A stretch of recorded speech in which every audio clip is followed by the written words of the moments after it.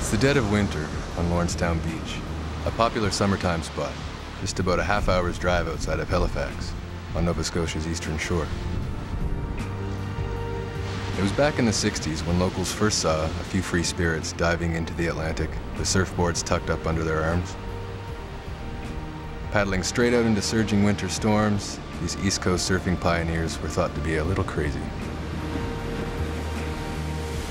Now, 40 years later, Nova Scotia's eastern shore is one of the hottest year-round surfing spots in Canada, and quickly growing an international reputation as one of the best cold water surfing destinations in the world.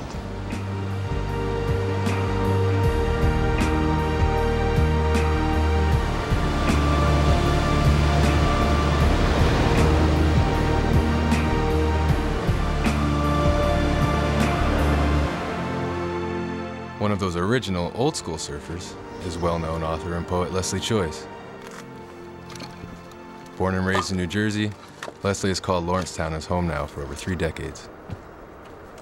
The first time that I had a good look at a map of the coastline of Nova Scotia, I was looking at this incredible shoreline that exists here, you know, flat out on the Atlantic Ocean. And I kept thinking that, you know, this is amazing, the endless possibilities of surfing here. The point breaks, the headlands, the beaches, that in some ways it's a surfer's paradise. I think it was the year I was graduating from high school in 1969. I heard this rumor about there were places you could surf in Nova Scotia, and got together with a buddy of mine, and we came up in an old Volkswagen van. We sought out all the wrong places. We ended up surfing first, but we surfed here, and the place blew my mind. I just loved it. I was really hooked on Nova Scotia because I'd been coming up here while I was in graduate school for 2 or 3 summers, living in an old shack in West Chesapeake. That was where I'd met surfers, just a handful of surfers who were here from other places. And I loved surfing with these guys, and we really, you know, tight buddies. And it was challenging, and it was cold, and it was great. 30 years on, Leslie is a university professor in Halifax with over 40 published books to his name. He still surfs nearly every day, but can't help noticing the changes happening all around him. Finding Nova Scotia was finding my home, finding my haven. So I moved here, not very far from the city of Halifax, but Lawrencetown Beach. It was very much a wilderness at the time. It felt very remote. Once upon a time, it would be very easy for me to get up and go surfing, happily all by myself. Now it would be more common for that particular day for me to be sharing those waves with 5, 10, 20 people. So that changes the nature of the place. You know, we've become the Canadian Malibu of the East Coast, and that will not go back to the past. You know, I'm ready to embrace that myself because that's just where I live and who we are, and I'm pretty happy to share my waves with other people if they're willing to share them with me.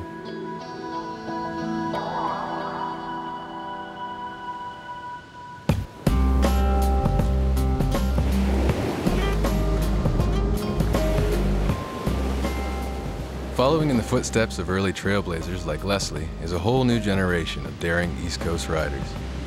And no one has quite pushed the envelope in this part of the country the way that Nico Manos has. Nico is Nova Scotia's first professional surfer. He's competed everywhere from Costa Rica to Indonesia to Mexico. But his favorite place to hit the waves is still right at home, here in Nova Scotia. It's super fun. There's only a few guys out. I mean, not really that many people for a Sunday. I'm gonna run back out, catch a couple more with my buddies, and then probably hitch a ride home. Nico took up surfing as a teenager, a decade ago. Now, at 25 years old, he recently built his first home, as close to the ocean as possible. The great thing about this piece of property is that I always have my eye on the water. I know what's going on. When I lived in Halifax, I was constantly wondering what the surf was like, what the conditions were like. It puts me at ease knowing exactly what the surf is doing at all times of the day. We were originally concerned that we'd be stuck for things to do and kind of bored and isolated out here, but the community has really developed. And there are a ton of people that have moved out here from the city or inland or, you know, the West Coast or from different countries. And the surf is responsible for that.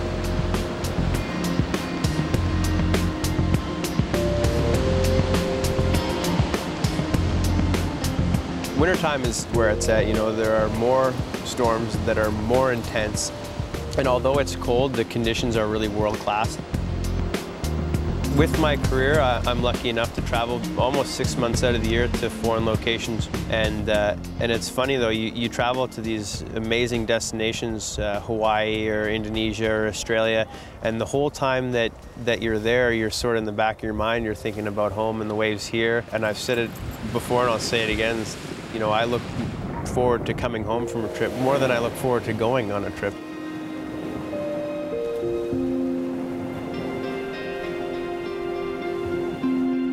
And it's not all about the guys out here either.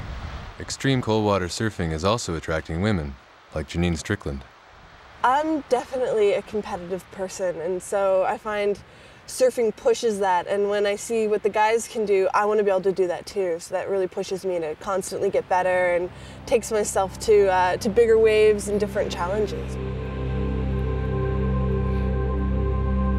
Surfing kind of teaches me to just sort of push the limits a little bit, and sometimes, sure, I'm scared, and then I'll get out there and I'll catch a couple waves and I'll realize that my fear was for nothing, and it's sort of the same for life. It's so much better to approach that head on than it is to run away and hide.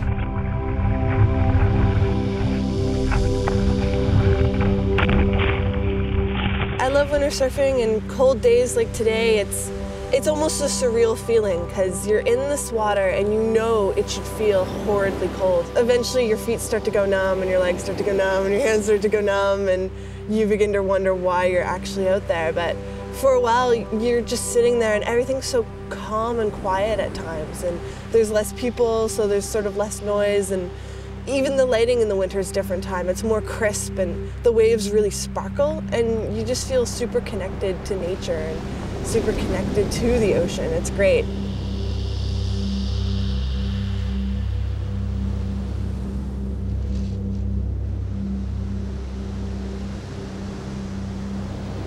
I find it's more challenging than in the summertime because you're dealing with the elements and you're dealing with this bitter cold. It's fun though, and I think that's why I love it. I'm just so addicted to it, and it doesn't matter how cold it gets. If I can get in that water, if I can physically do it, I'm gonna do it. Say like you fell off a boat into this temperature water, you'd die in 3 minutes. So I'm glad I have my wetsuit, that's for sure. But these do the job. You can stay warm for about an hour and a half. The wetsuit will just keep the water that does get in, and that water warms up against your body and then acts as an insulator and keeps you warm. As your body temperature drops, your body recirculates your blood to your vital organs, and it slows down the flow of blood to your extremities, your hands and your feet, and so they tend to get cold really quickly, which is usually the thing that brings you out of the water. Surfing in the wintertime does have, you know, its dangers. It has many dangers. With the less people, with it being less crowded, there is more of a potential of, you know, if you hurt yourself in there, maybe someone isn't going to be able to rescue you. If you go out surfing, there'll be days I'll surf spots and I won't see a single car drive by. So, you know, if you ever were knocked out and you didn't have somebody else there, or somebody know that you're in the water, you could potentially drown. So it's definitely risky. You always have to respect the ocean. I mean, when I was younger, yeah, I used to push it, you know, even to a dangerous level at times. Like when I first started surfing in the winter, I'd be like, oh, my feet are cold, but they're not that cold. I would probably put myself into like stage 1 hypothermia just because I want like 1 or 2 more waves. It's cold, but it was worth it. Like, you know, looking back at the waves I got, it wasn't crowded, so it was good. I'm happy, but yeah, freezing. People should not be learning to surf in the winter. When the waves are bigger, when the water is colder, where the price you pay for every single wipeout is quite serious. And if you're not aware of what's going on in the ocean, which is what I see with younger surfers who are just learning, well-intentioned, but they're going in conditions that are far too dangerous for them. They don't understand where the rip is, a rip current that can pull them out to sea. Big waves can pound you over and over until you're exhausted in the winter if you're not a good paddler. That's probably the biggest danger as well. You know, if you have the proper equipment, you should be all right, but even if you push limits and stay out too long, you can run into problems with hypothermia, frostbite, things like that. You become disorientated. And that's definitely a danger, especially if you're a beginner and you don't know the signs and symptoms of things like that. People have been hurt and even killed in the waters here. So it's not a joke, that's for sure. I know how dangerous the ocean can be. I nearly drowned at least 2 or 3 times. I know exactly what it feels like to be held under by a wave and to start to black out. There was an incident, you know, a number of years ago when someone phoned my house and said, well, there's a woman been pulled out to sea. I drove over to the location, to the headland. I looked down. I saw a woman in the water out at sea. So I ran down the hill and I swam out and then I brought her back in. She'd pretty much already taken in a whole lot of water, and lifeguards arrived a few minutes later and tried to resuscitate her, but she did die. And kind of threw me for a loop. You know, I'm thinking that, wow, this is my ocean. This is where I play and have fun. And, you know, if you're not careful, this ocean can kill you. You had to have a bit of a talk with myself and this conversation with the ocean. This is, how could you do this? You know, how could it be so deadly? But, you know, it's the nature of the sea. It's the nature of the elements. And it was tough to, you know, get back on the horse, to say, okay, you know, let that go for a few days and then get back and do it. I won't say winter surfing is my favorite time to do it. It's the most interesting and most challenging time to do it. You realize that you've confronted the elements full on, that your body was not designed to put up with that particular temperature or to be in the ocean or to have frozen seawater on your skull, but that you did this and you survived, and you know, you go back home and you pay your dues, and then the pain goes away, and the next day is maybe a nice surf day again.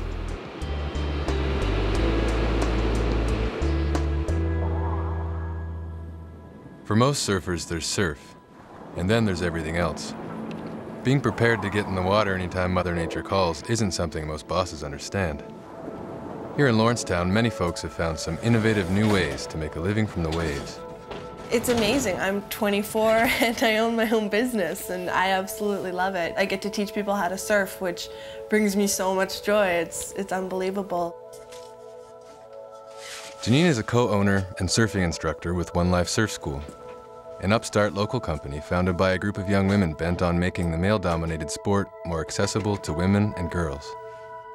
One Life Surf, we're definitely DIY. We like to do things ourselves, and we screen print our own apparel. So, you know, we create the designs ourselves, and we burn the screens, and we print it on the shirts, and all this work and love and effort goes into them, and then we get to sell them in the community, which is cool. It's kind of keeping it grassroots. I think a lot of females see it as a safe environment for them to learn to surf. I know a lot of people are super self-conscious, especially when you put on a wetsuit for the first time. You feel like you look like a sausage. So I feel like a lot of girls appreciate the fact that they can have a female instructor with them. So they're just a little bit less self-conscious. Or, you know, when they fall and they come up and water and snot comes out of their nose, I'm sure they're stressing about it less than if their instructor was like a super hot dude. So For me, it's very, very common that, you know, if I'm writing say a big novel, if I hit an impasse, I stop thinking about it. I go surfing. I sit there and bingo. It's like, you know, like, here's this delivery. You know, Purelator has delivered this package to my brain. I think, you know, surfing is a very, very powerful element for most people's identity. So that if you removed that from me, I'd be, you know, lost, I suppose. I wouldn't know who I was, which I suppose is why, you know, as I continue to grow older, yeah, I still have to surf. You know, I need to find my days. I still want to be a surfer. You know, that silly little nomenclature, that word, that means a whole lot to me. And when you throw it out to anybody in the world, It actually, it's a very powerful word, even for people who are not surfers. There's this whole package of just the activity of surfing, the freedom of it, the fact that you're not being controlled by rules and regulations in society, and of course that's all part of the creative part of my brain too. So I think that the interfusing of the surfer and the writer, to me, they're very, very closely linked.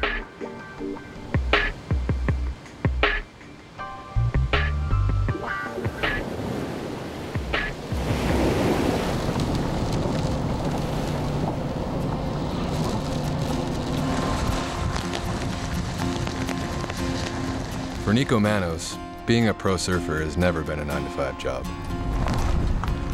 But I think it's about 6:15 Tuesday morning. We're going to look for some waves. Today, it's a road trip down the coastline, searching for undiscovered new waves to surf. There's a number of reasons we surf, and get up early in the winter and explore, and for all you know, it could be 2 weeks before the next storm goes through, so you want to take advantage of as much of the day as you can. Nico travels all over the world thanks to his sponsorship with Quiksilver, one of the world's largest surfing companies. The biggest part of my sponsorship with Quiksilver, let's say, is getting photos in a magazine like this one here. This ran a couple years ago, and it's basically your average winter surfing shot. This picture was picked just because it's a little different than the rest, and you can see Quiksilver's logo there predominantly displayed, and there as well. So they see that as kind of an ad, and that's how I make some of my money through incentives with pictures like this. Nova Scotia's surf, when it's good, it's world class, and it's because of the point breaks that we have here, the cobblestone points. And if you ask any surfer worth their salt in Hawaii or California, they know about Nova Scotia's points.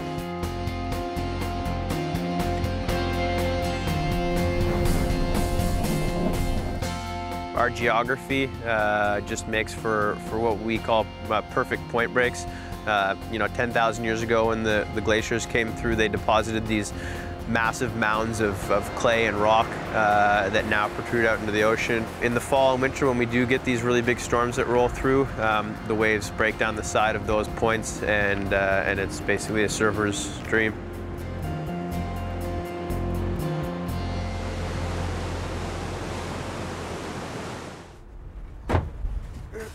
To get those amazing magazine shots and the bonuses that come with them, Nico works with professional photographer Scotty Sharon, tracking down big Nova Scotian waves photo editors can't resist.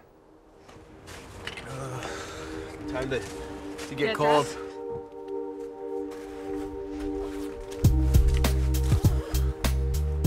It would be pretty easy to sleep until 11 and then surf in the afternoon at a spot you know. But you know what? At the end of the day, you feel really good about seeking out new waves and exploring the coast and seeing new things, being outdoors. All of those factors are parts of why we do what we do.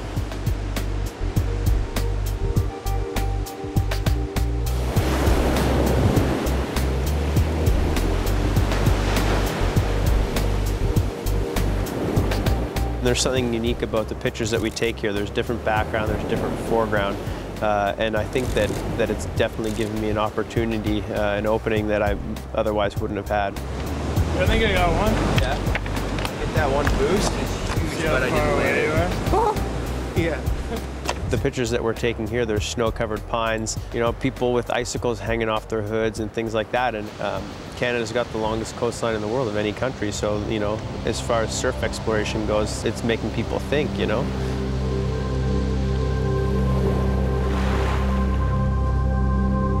Being away 6 months of the year definitely makes you appreciate what you have at home and the people that you have there, and what a beautiful place you have.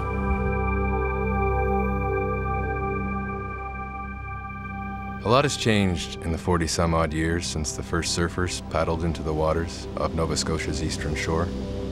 And while the exodus continues from other rural East Coast communities, here in Lawrencetown there's a growing population of young, vibrant folks drawn by the waves and anchored by the community. I actually don't mind that, the other people have come here because they love the place. Almost everybody, whether you're a surfer or not, if they're living on my road or if they're living close to the beach, or near the shore down here, they're here because they love the place. I feel like maybe surf is the common denominator, but then it branches out, and it's sort of like the girlfriends and boyfriends and spouses of the people who originally came here to surf. They're all part of the community too, and yeah, it's great. I find on the way to the country store, you're just waving like every 5 seconds. Hey, Absolutely. hey, Nice morning. Yeah, surfers always waving to each other, thumbs up. I you like 200 times a year. Like I'm just like, hi Lizzie, hi Lizzie. Crossing paths, looking for waves, and you see somebody with a board on top of the car or inside, you know, and that's one of the great things we have going for us. You know, because we are crazy. We are Nova Scotian winter surfers. We are certified insane. And that means that, you know, a lot of people are going to be staying home in their warm little house, you know, looking at their surfboard, thinking about summer. So, well, like you guys, I care very deeply about this place. We're pretty lucky.